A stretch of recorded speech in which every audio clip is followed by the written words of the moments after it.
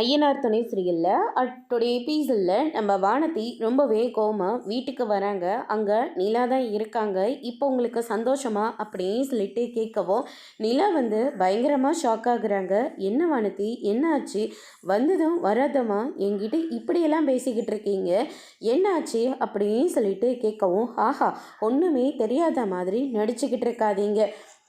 நீங்கள் தான் பாண்டுக்கிட்ட சொல்லி இந்த கல்யாணத்தை நிறுத்த சொன்னீங்களா அப்படின்னு சொல்லிட்டு கேட்கவும், உடனே சேரை நிறுந்துட்டு, வானதி என்னம்மா பேசுகிற?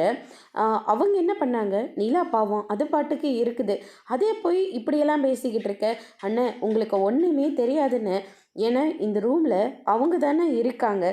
பாண்டியை நான் கல்யாணம் பண்ணிக்க சொல்லி கேட்டேன். அவன் என்ன சொன்னான் தெரியுமா?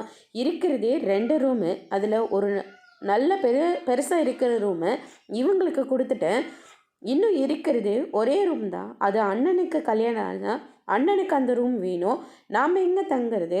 அதனால் இப்போதைக்கு கல்யாணம் வேணான்னு சொல்லி அவன் தானே இப்படியெல்லாம் நடந்துக்கிட்டான் அப்படின்ற மாதிரி சொல்லிக்கிட்டு இருக்காங்க. எல்லா பிரச்சனைக்கும் நடுவுலையும் இவங்க தானே இருக்காங்க அப்படின்ற மாதிரி சொல்லிடுறாங்க.